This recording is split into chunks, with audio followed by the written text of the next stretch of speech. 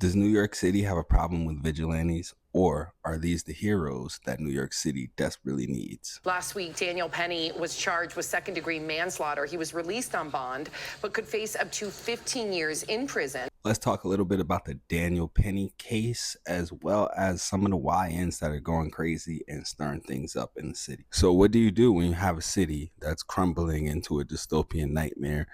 A bustling midtown around lunchtime. New Yorkers walking around on a warm September afternoon when suddenly an explosion tears through the sidewalk. The whole ground shook. Everything shook. We were just like shaking. You have crime on the rise, you have a bunch of illegals, and you pretty much just have a zoo in a scenario in which people are just really free to do whatever they want.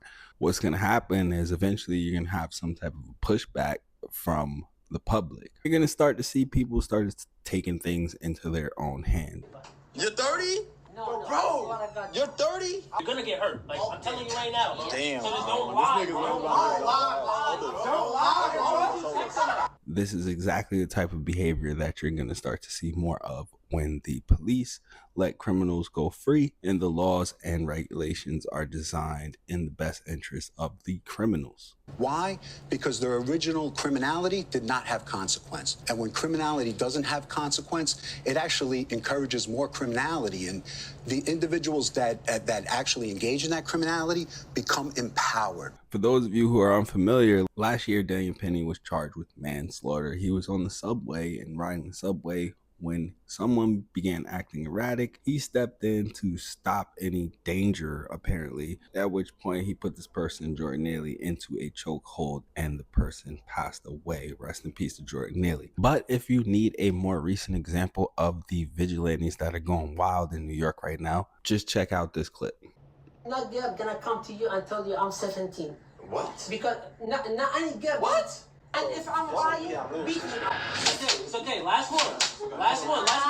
So these YNs lured in a couple P words and basically gave them a case of the beats. If these guys press charges, they're going to be looking at some assault and kidnapping charges, and I think a few of them probably already got sent to Rikers already. I think they're trying to do something good, but at the end of the day, a lot of people in the comments are saying that these creeps, right, that they entrapped basically were still well within the law. Unfortunately, New York is just seeing a rash of vigilantes. Unfortunately, there's situations and things out there for these vigilantes to even respond to. Flash forward to today, and the Manhattan Supreme Court is having a hard time finding jurors. In New York City, they're trying to pay them $40 a day for 3 days. Who can afford to take off work for $40 a day, especially if you live in Manhattan? They also have to find someone who regularly frequents the subway in order to provide that perspective, right, of being on the subway. The defense for Daniel Penny is going to want to put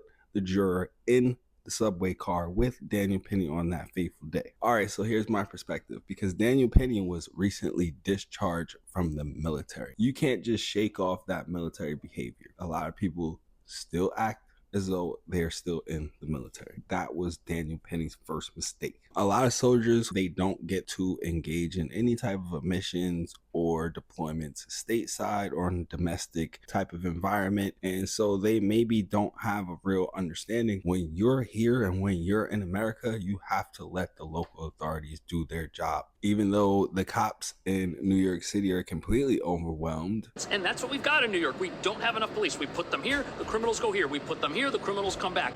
That's what we're witnessing. That's why we have perpetual crime all over the place. Either way, it's not up to the Daniel Pennies of the world to step in and try to accomplish the job of the police. Hey, regardless of Mr. Penny's intent, somebody died, and that's not something that we needed to have happen in this situation. No one deserved to die, regardless of any altercations or anything on the subway. So if Daniel Penny's intent was to defuse the situation, obviously that went horribly wrong, right? Because someone passed away. This has become a political case, and pretty much politicians are going to be campaigning on this issue. We've already seen politicians weigh in on this case. If the Manhattan Supreme Court is having a tough time finding these jurors to sit on this jury, finding people who regularly frequent the subway, lower income people who can afford to maybe not be at work, or who maybe already unemployed, to sit on this juror, maybe, just maybe, you guys should look into some of these young people out there that are surfing on the subway. Maybe you should ask some of them.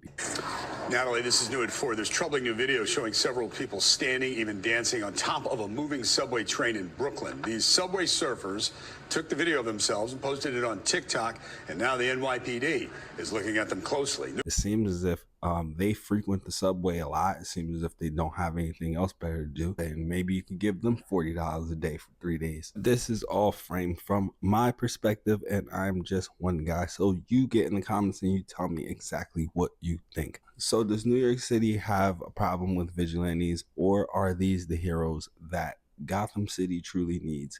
You decide. Get in the comments and let me know. Like, comment, and subscribe. And if it's not about topics I cover in this video or in other videos, then just don't talk to me.